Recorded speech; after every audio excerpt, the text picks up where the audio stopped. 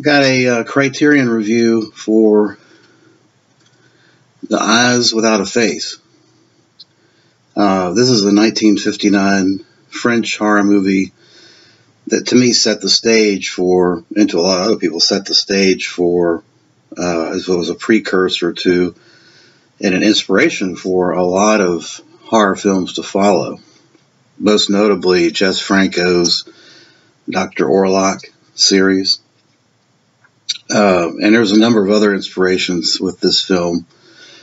This Criterion release, I think this is Spine 260, is the DVD. There's a Blu-ray that's from the original camera negative that's out now, more current. I would highly recommend picking that up, but I don't want to double dip. I'm pretty comfortable with this.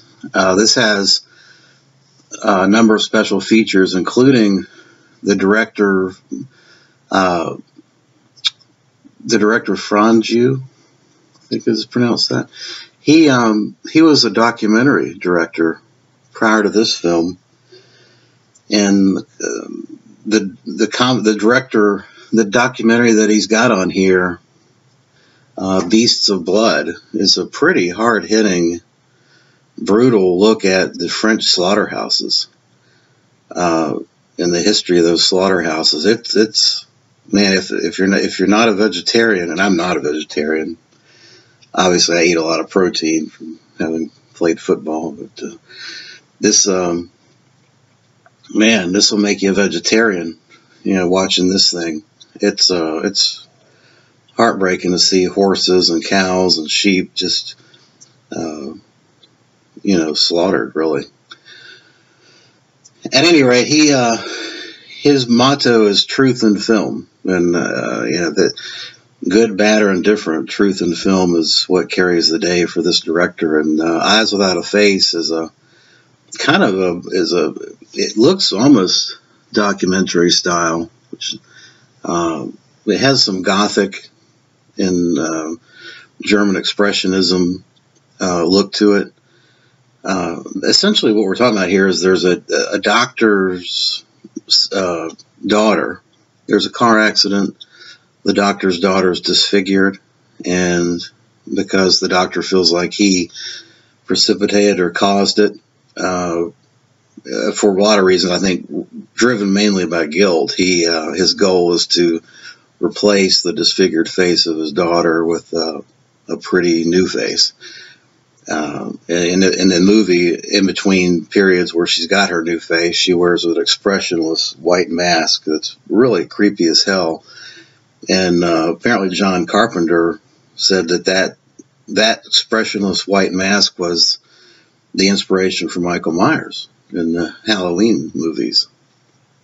So this film has had a lot of influence across the whole horror genre, and it's a classic film, about 90 minutes long. It was released in 1959. It came out in the U.S. heavily edited, released as a double feature with The Manster, which is a hilarious, schlocky 1950s movie about a guy that grows a head. It's like, I think it may be one of the first two-headed monster movies, The Manster. But yeah, for some reason it was heavily edited. And I think that's because the film doesn't portray the doctor necessarily as a mad doctor or evil scientist. Obviously he's abnormal, but his motivations and the reason he's doing it are really could be seen as a normal reaction to what's happened to him and his daughter. He's riddled with guilt, and he's just trying to make her better. His solution, though, is killing other women and stripping their face skin off and putting it on his daughter. But it's got some pretty gruesome scenes in it, particularly for 1959. And it's a haunting portrayal, particularly when this girl's walking around with this expressionless white mask. It works, and it works as well as, of course, John Carpenter's seminal film Halloween. I would, if you haven't seen this, you need to go see it, because if you're a horror buff, this is one of the building blocks of modern horror films. Highly recommended, and a great release. I'd like to upgrade to the Blu-ray, but I don't want to double dip. I'm comfortable with this.